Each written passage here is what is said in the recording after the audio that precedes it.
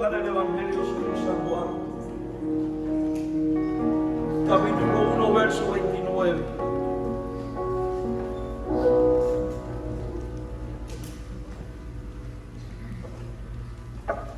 Evangelio según San Juan, capítulo 1, verso 29.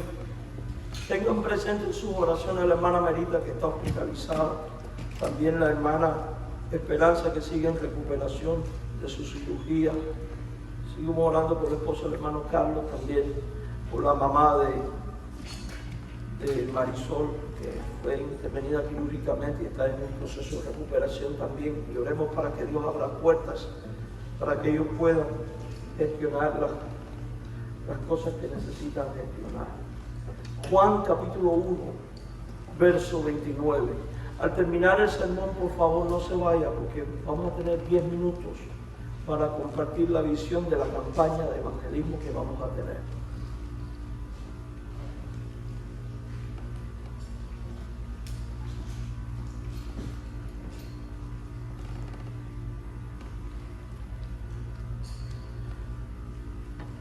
Quiero invitarles al Evangelio de Juan, capítulo 1, verso 29. Díganme cuando lo tengan en su Biblia.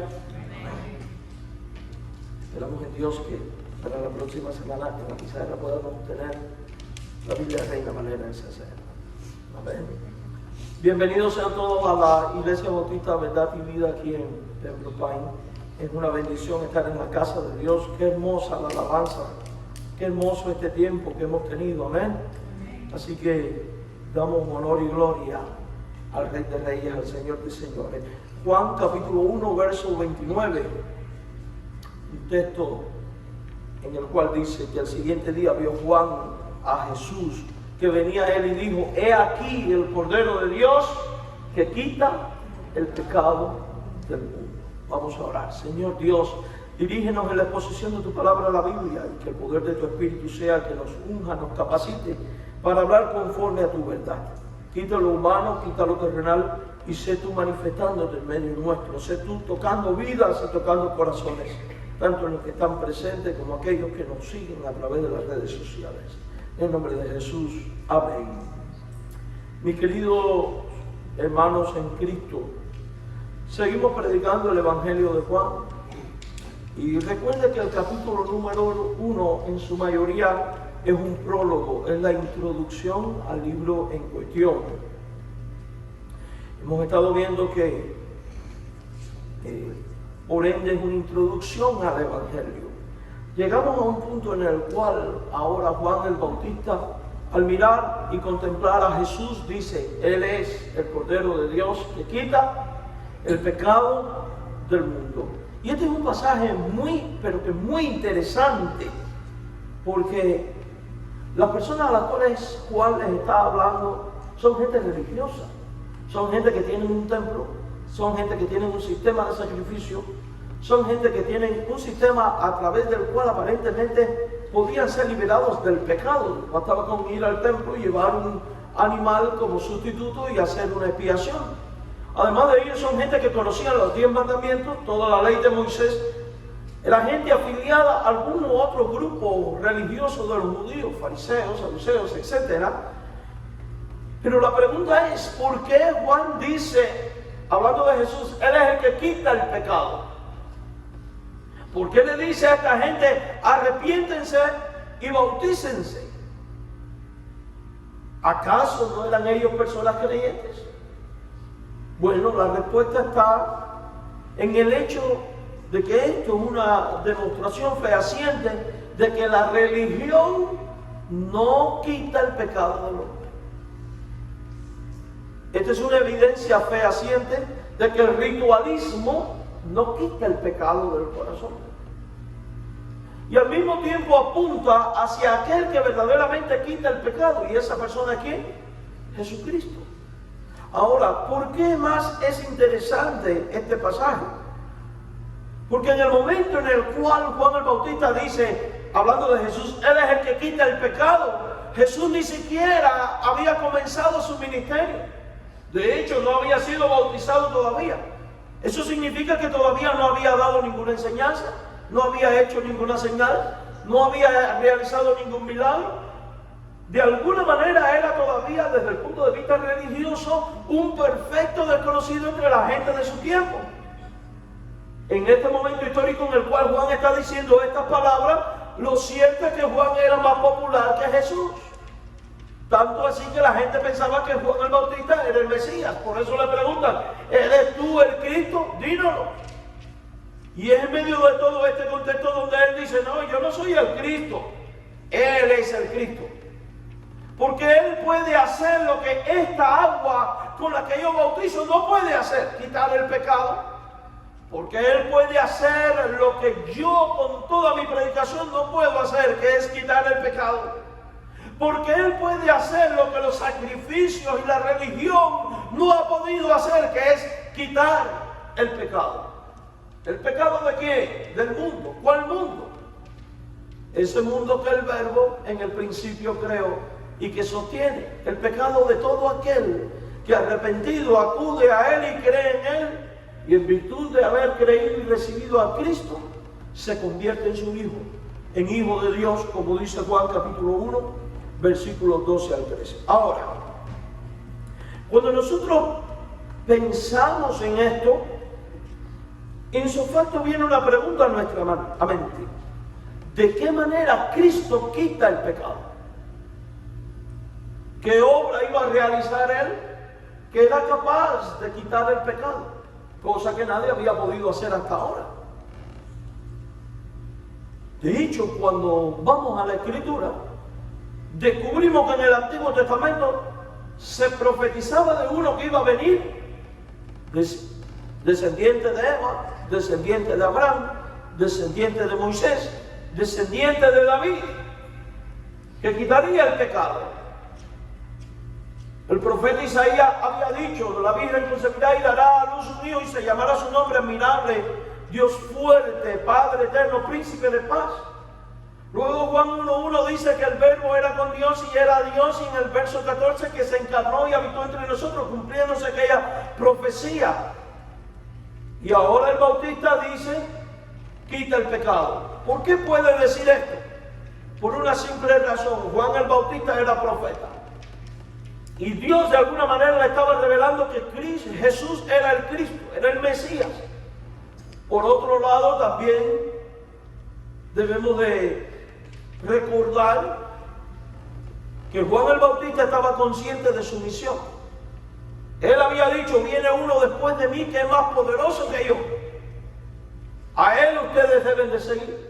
La razón por la cual la gente debe de seguir a Jesús, porque Él quita el pecado.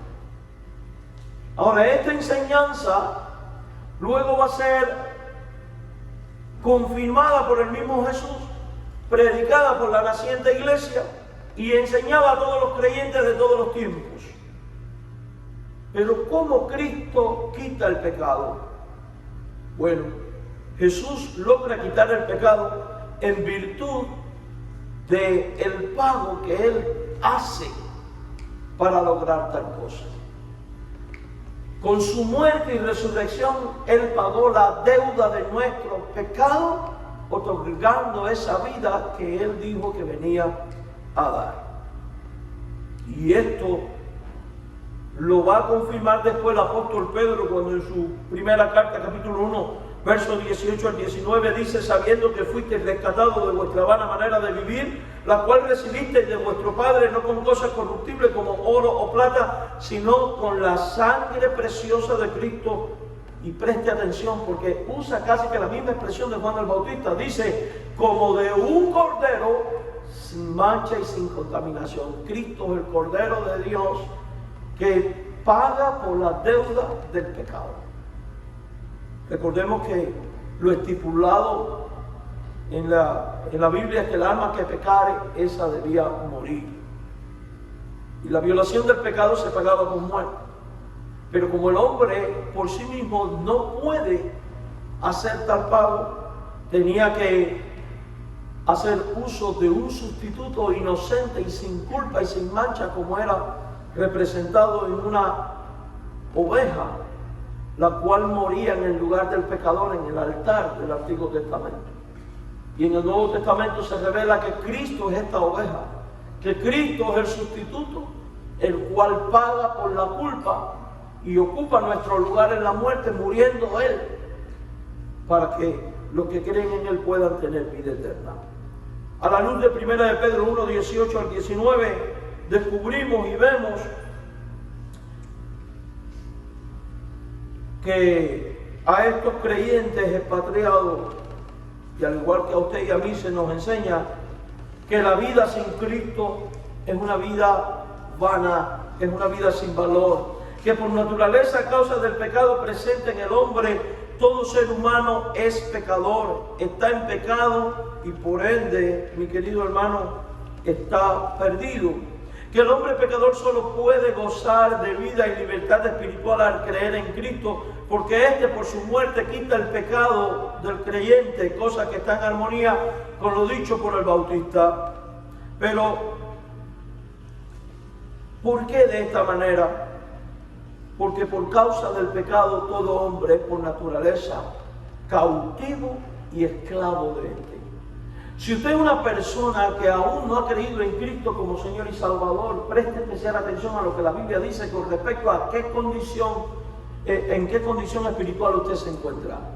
Si usted es alguien que ya es creyente de Jesucristo, entonces debe de meditar de dónde Dios le ha rescatado y cómo Dios le ha beneficiado con el Evangelio de la salvación y cuál fue el precio de tu salvación. Vamos por un instante, por favor, a Isaías 61, versículo 1. Isaías 61, versículo 1.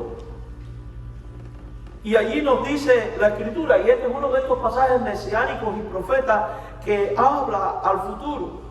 De hecho, este es el mismo pasaje que Jesús va a leer en la sinagoga de Galilea y después va a decir: esta Escritura se ha cumplido delante de ustedes.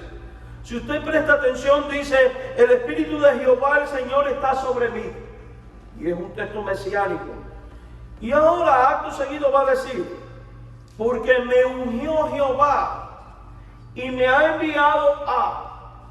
Y va a declarar este pasaje en profecía que luego se cumple en Jesucristo. ¿Para qué Jesús vino al mundo? ¿Para qué fue ungido y a qué fue enviado? Y se dará cuenta que vino para predicar buenas nuevas. O sea, el Evangelio, las buenas noticias. Pero buenas noticias ¿a quiénes? La Biblia dice: a los abatidos. No a la gente que vive tomando batido, a los abatidos espiritualmente. A los que tienen aflicciones en el alma y en el corazón. ¿Y quiénes son estos? Todos los hombres. Porque lo cierto es que por causa del pecado cada uno de nosotros experimenta de alguna manera u otra consecuencia de ello, ya sea enfermedad, tribulación, momentos difíciles, angustia, desasosiego, inconformidades y toda clase de mal. Entonces fíjese, Él viene para traer un mensaje de buena noticia a gente que está perturbada. Tú y yo, cuando no éramos cristianos, vivíamos bajo esta perturbación. Aunque no lo reconozcas o no te des cuenta, si aún no has creído en Cristo, tú estás bajo los efectos de esta perturbación. Y la buena noticia para ti es la misma que fue para nosotros los cristianos y es la que fue para los creyentes del primer siglo. Y es que Cristo es la solución a ello. Por eso vino para dar esta buena noticia a gente abatida. Gloria a Dios por la luz. Porque ya no veía casa. Él vino a vendar a los quebrantados de corazón. Y amados hermanos, ¿qué es lo que produce el pecado en el corazón del hombre? En el corazón del hombre natural, en el corazón del hombre sin Cristo. Quebrantamiento. Basta con mirar hacia afuera o basta con mirar a nuestro pasado para darnos cuenta que nuestro corazón estaba muy necesitado de Dios y que sin Dios no tenía sentido ni arreglo. Por eso algunos terminan en droga, otros en alcohol, otros en avaricia, en filosofías de vida nada saludables y en un sinnúmero de males. Incluso algunos terminan en el suicidio. Todo esto es consecuencia ¿de qué? De un corazón quebrantado. Cada uno de nosotros, cuando llegamos a Jesucristo, llegamos con un corazón despedazado, hecho trizas. Y por los méritos de Cristo, de su obra en la cruz, y de esa buena noticia que nos brinda y de cada una de sus enseñanzas es que ese corazón quebrantado fue transformado, renovado y arreglado. Y esto es muy interesante, después lo que quiero que meditemos. Además de ello, dice la Biblia que Jesús vino a publicar libertad al cautivo y a los presos, apertura de la cárcel. Recuerde que esto es una profecía y está en un lenguaje figurado. Cuando habla de cautividad, o sea, esclavitud y apertura de la cárcel, estar preso, ¿a qué se refiere? A que el hombre natural, el hombre sin Cristo, el hombre que no ha creído en Jesús, por naturaleza vive esclavo del pecado. Porque al haber sido concebido en pecado y formado en maldad, vive sujeto a aquel que es su señor, el diablo. Y el diablo le tiene cautivo y le tiene preso. Y solo Cristo es el único que puede abrir esa puerta de la prisión. Es el que puede desatar las ligaduras de esclavitud y hacer que el hombre sea libre. Por eso la Biblia dice, si el Hijo libertare, seréis verdaderamente libres. Cristo estaba profetizado de que iba a venir para traer libertad. No nos extraña que Juan el Bautista diga, Él es el que quita el pecado. Porque el pecado generaba todo esto. Entonces, si el pecado es quitado, ¿Cristo qué va a producir en el corazón? Contentamiento en vez de desasosiego.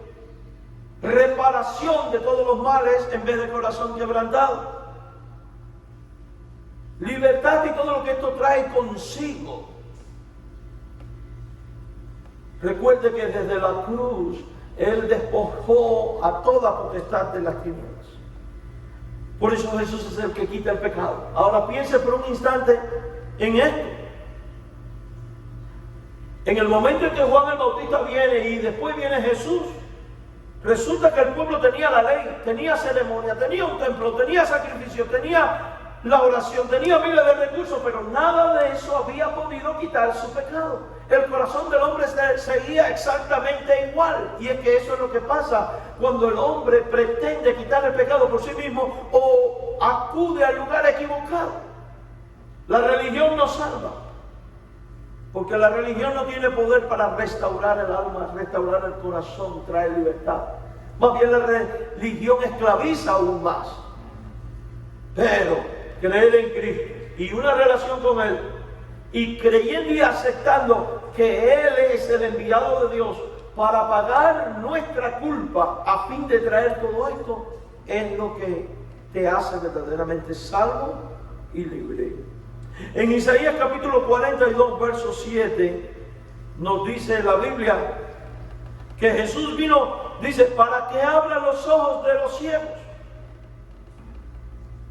Entonces fíjense en esto, abrir los ojos de los ciegos. Eso significa que el hombre natural, o sea, el no creyente, lo reconozca o no, lo acepte o no, lo crea o no, por causa del pecado está ciego espiritualmente. Por eso es que no sabe qué rumbo darle a la vida. Por eso muchas veces no sabe tomar decisiones. Por eso anda, como dice la Biblia, como el hombre que a plena luz del sol anda palpando. No tiene discernimiento. De hecho, no puede discernir las cosas que son del Espíritu de Dios. Y esa es una condición lamentable y triste, que debe motivarte a ti, si eres cristiano, a alabar, honrar, glorificar y servir a Cristo, porque de ahí te sacó el de ceguera espiritual.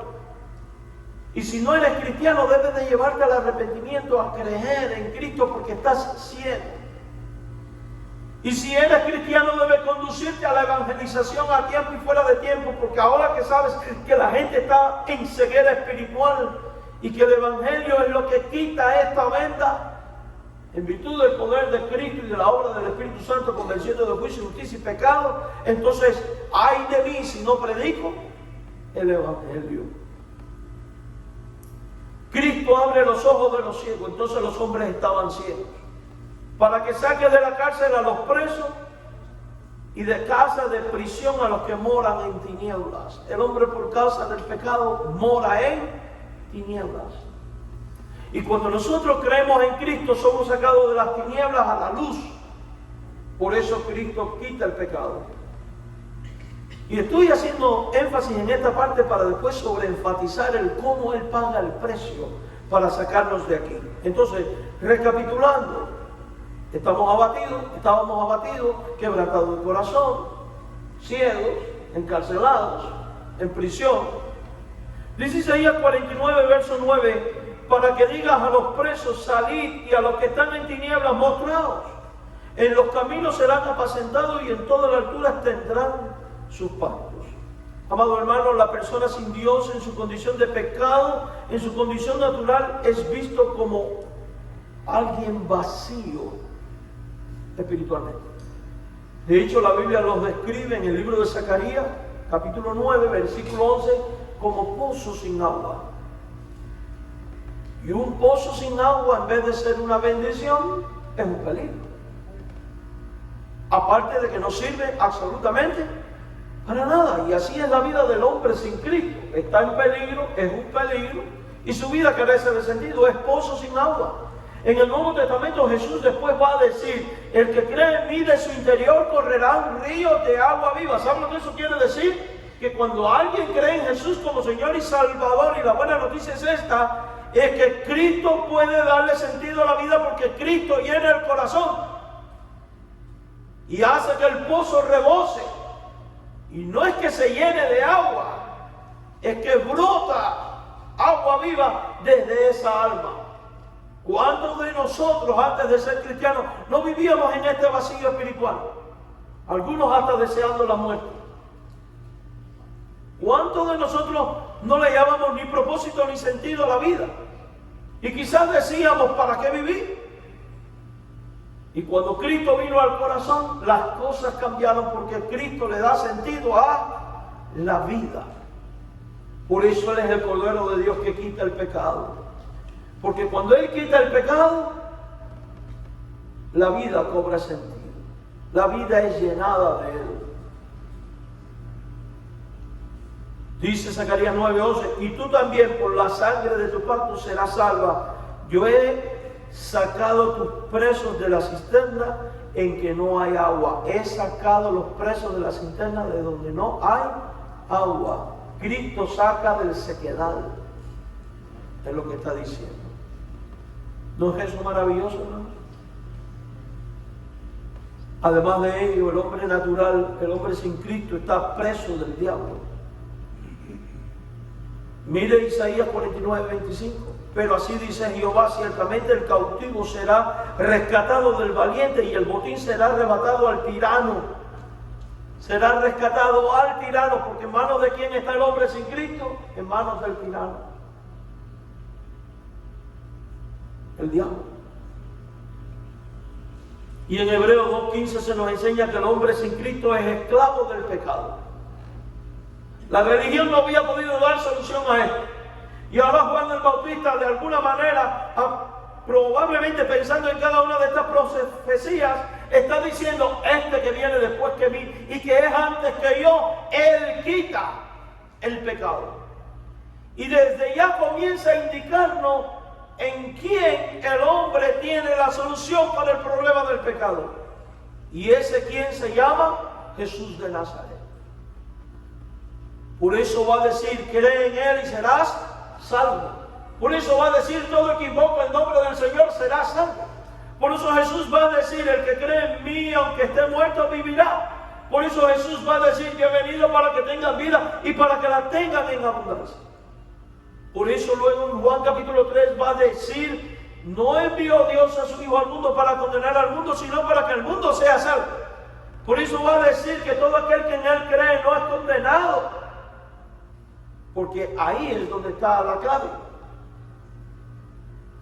A veces vemos a Cristo como una figura universal que viene y ya porque Él vino todos. No, hay una decisión y una demanda del hombre, y esa decisión es creer.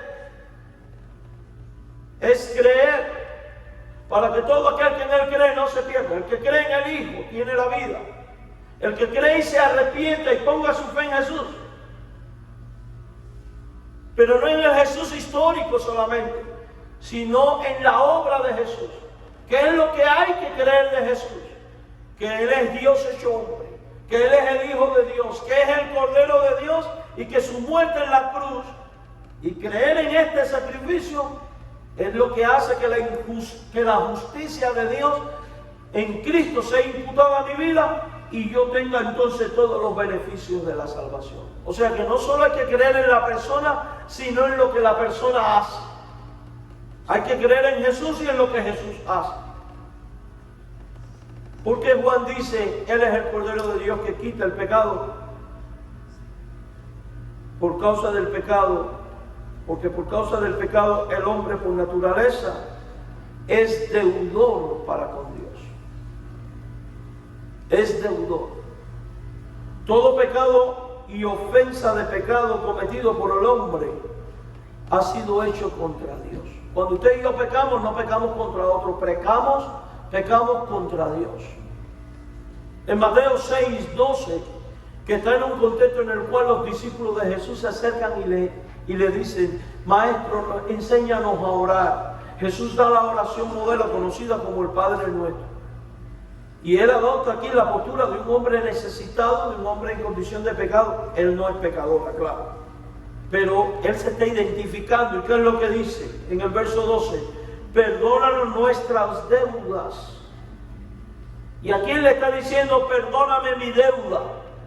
A Dios. Con esto Jesús nos está enseñando que las deudas que los hombres tenemos por causa del pecado es con Dios. Y dígame, ¿qué hombre hay sobre la faz de la tierra que pueda decir yo tengo para pagar esa deuda? Ninguno. Porque para que eso pudiera ocurrir, tendrías que ser como un cordero sin mancha delante de Dios. Y aquí sin mancha no hay ni uno. Fíjense si es así, que en el Antiguo Testamento se exigía que el cordero tenía que ser blanco, sin una pintica. Y aquí el que más y el que menos tiene hasta un lunar. Ya está con mancha. Es mentira. Y créanme que después que pasen los 40 le empiezan a salir virus en las manos. Usted ve esos jovencitos que sin mancha en las manos, deja que pasen los 40 y yo lo voy a hacer un cuento. Tenemos, aunque sea un lunar, le va a salir. Ya no eres cordero perfecto. Bueno, pues si eso es en lo físico, imagínense en el alma. Hermanos, hemos pecado contra Dios. La deuda era con Dios. Desde que el hombre falló, ha estado, cada vez que pecamos, nuestra deuda, nuestro crédito va creciendo. Por eso Jesús dice esto. En Mateo 6:18 también nos indica que el ayuno era para con Dios. Recuerda, el ayuno es aflicción del alma. Por eso no se debe mostrar a los hombres sino a Dios, porque la deuda de aflicción es ¿con quién? Con Dios. En el Salmo 51, verso 4, el salmista en su oración reconoce que la deuda del pecado del hombre es contra Dios. Y mira ahí como dice el rey David, contra ti solo he pecado y he hecho lo malo delante de tus ojos. Y esto lo está diciendo un hombre que dice la Biblia que era conforme al corazón de Dios. ¿Estás tú consciente de que cuando pecas, pecas solo contra Dios? Y que cada vez que tú pecas, pecas en su presencia y ante su vista, porque recuerde que Dios es omnipresente y omnisciente. No hay pecado que Él desconozca y que no sea cometido en su presencia. Vamos acumulando deudas. Al pecar es la ley de Dios la que hemos transgredido, porque el pecado es infracción de la ley. Y al infringir la ley, Dios, que es juez justo, está obligado ¿a qué? A condenar. Decía un viejo canto, toma chocolate y paga lo que debes. Bueno, comete pecado y paga. Pero resulta que no puedes pagar. Alguien tiene que pagar por ti. Y para eso Jesús, quien es Dios, se hace hombre y viene al mundo. para ocupar ese lugar, sustituirnos y pagar esa deuda. Y pagar esa deuda. Por eso es que decimos que por causa del pecado del hombre, Cristo se constituye en libertador de la culpa, siendo capaz de pagar para tal fin y pagar con precio de sangre. Y eso es lo que debe motivarnos a la alabanza, a la obediencia, a un amor más profundo hacia Él. Porque cuando vemos cómo Él pagó nuestra deuda y meditamos que no merecíamos tal pago, no podemos hacer otra cosa que vivir humillados ante Él y vivir para la alabanza de su gloria. Dios se hace hombre para traer libertad y se presenta como el libertador que es. Porque Cristo es el libertador del pecado y de la consecuencia de este, que aparta al hombre de la impiedad natural. Cuando usted cree en Cristo, Cristo te aparta de esa impiedad natural. Cristo quita esa impiedad natural. Él lleva sobre sí esa culpa, esa sentencia, ese pecado, anula, como dice Colosenses, el acta que nos era contraria, toma nuestros pecados, los lanza al fondo del mar y nunca más se acuerda de ellos. ¿No es eso maravilloso? Dice Romanos 11:26, y luego todo Israel será salvo, como está escrito, vendrá de Sion el libertador. Y escucha ahora, que apartará de Jacob la impiedad. Cristo es el Cordero de Dios que quita el pecado, porque Él puede apartar de tu corazón y mi corazón la impiedad. Pastor, pero eso lo dice de Israel. Mire, Israel en el Nuevo Testamento es la iglesia. Recuerda que el plan de Dios redentor sigue. Y la Biblia dice que de ambos pueblos Dios hizo uno. En Cristo no hay ni judío ni gentil. Así que la enseñanza es que Cristo aparta la impiedad. Entonces, si tú has estado en impiedad, o estás en estado de impiedad porque aún no has creído en Cristo y quieres la salvación, quieres ser salvo, quieres ser hijo de Dios, solamente creyendo en Él. Debes de creer en Él como Cordero. Cuando tú haces eso, dice que Él coge y aparta de ti la impiedad. Hermano, y si la impiedad es apartada, y la impiedad era lo que te separaba de la gloria de Dios, entonces Cristo, al apartar de ti la impiedad, te reconcilia con Dios. Por eso son buenas noticias. En Gálatas 14 se revela 1:4, se revela que Cristo es el libertador del presente siglo malo y por ende del futuro siglo bueno. La eternidad libre del pecado y de su consecuencia. Y que al creer en Él hay bendición a tu vida. Dice Gálatas 1:4, el cual se dio a sí mismo por nuestros pecados. Cristo se dio por nuestros pecados y va a indicar el propósito, liberarnos del presente siglo malo. Recuerden que la historia se divide en tres partes. El siglo pasado, que no es el siglo XX, sino la eternidad pasada. El presente siglo, esta era que vivimos, y el siglo venidero, la eternidad que viene. Entonces, Cristo, al creer en Él, dice que nos libera de este presente siglo de pecado y malo, y de sus consecuencias, que es la muerte. Significa que nos hace aptos para la eternidad futura en vida. ¿Y cuál fue el precio para lograr eso? Su muerte, porque es por su muerte. Es Cristo quien salva a los que creen en Él de la ira venidera. 1 Tesalonicenses 1:10. Y esperar de los cielos a su Hijo, al cual resucitó de los muertos, a Jesús, quien nos libra de la ira venidera. Es Cristo la persona a través de la cual somos adoptados como hijos de Dios al creer en Él. Cristo es revelado en el Evangelio como la persona que a través de su muerte paga la deuda de pecado de aquellos que creen en Él, liberando al que cree en Cristo de la potestad o poder de las tinieblas, introduciendo a los que creen en Cristo en el reino de su amado Hijo, porque es en esta persona, en el Hijo de Dios, en quien los creyentes tienen redención, rescate, libertad. El medio que propicia esta redención del Hijo de Dios es su sangre. Y el resultado del precio pagado por el Hijo de Dios es el perdón de los pecados. Colosenses 1, 13 al 14, por favor. Dice, el cual nos ha librado. ¿Y de qué nos ha librado? De la potestad de las tinieblas. Y al librarnos de la potestad de las tinieblas, los que creen en Cristo, dice que son trasladados al reino del amado Hijo de Dios.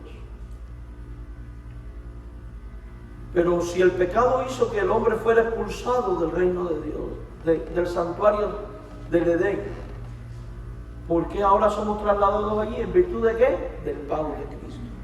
Cuando usted cree en Cristo, usted es trasladado al reino del amado Hijo de Dios, en quien tenemos redención por su sangre, el perdón del pecado. Por eso el Bautista dice, este es el Cordero de Dios. La muerte que Cristo expía, la muerte que Cristo quita, la totalidad de los pecados de los que creen en Él. Si usted cree en Cristo, Él expía toda tu culpa, pasada, presente y futura. Y en virtud de su muerte, Él quita la iniquidad de los creyentes, convirtiendo a los tales en pueblo propio, en pueblo particular de Dios. Dice Tito 2:14, quien se dio a sí mismo por nosotros para redimirnos de toda iniquidad y purificar para sí un pueblo propio celoso de buenas obras. Purificar para sí. Todo por la muerte de Cristo. ¿Quién pagó el precio? Él. Es por medio de esta muerte que Cristo redime al pecador de dos cosas: de las transgresiones y del mundo. Y termino con Hebreos 9:15 y Gálatas 4:5. Así que por eso es mediador de un nuevo pacto, para que interviniendo muerte para la remisión de las transgresiones que había bajo el primer pacto, los llamados reciben la promesa de la herencia. Gálatas 4:5, para que redimiese a los que estaban bajo la ley, a fin de que recibiésemos la adopción de hijos. Gracias al pago efectuado ¿por quién? Por Jesús. Definitivamente lo anteriormente expone las razones por las cuales creemos que Cristo, al pagar con su muerte, nos compra para Dios, quitando así la culpa del pecado, otorgándonos eterna libertad y salvación plena. Y es por eso que Cristo dice que Él quita el pecado. Porque Él nos compró, pero hay dos razones más, por las cuales se dice que Cristo es el Cordero de Dios que quita el pecado. Y son su sacrificio y su sufrimiento o castigo. La semana que viene vamos a hablar del sacrificio de Cristo. Por lo pronto nos quedamos con esto: que Él es el Cordero que quita el pecado, porque Él fue el que con su muerte pagó nuestras deudas. Eso significa que si usted quiere que su deuda sea pagada para obtener vida eterna, usted debe de arrepentirse de sus pecados y creer en Cristo como Señor y como Salvador personal.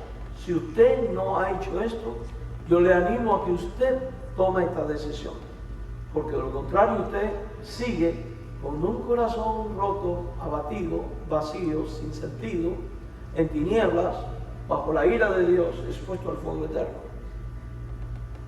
Y Dios no quiere verte así, porque Dios no envió a su Hijo al mundo para condenar al mundo. Dios quiere verte con un corazón restaurado, renovado, levantado, lleno de su presencia, guiado por Él. Por eso pagó la deuda. Aprópiate de ello, cree en Cristo y serás salvo. Amén. Vamos a orar. Señor, gracias por la bendición del pago de nuestra deuda. Rogamos que el poder de tu Espíritu sea con nosotros. Y ayúdanos en nuestras miserias y en nuestras debilidades, para que en todo momento podamos vivir para la alabanza de tu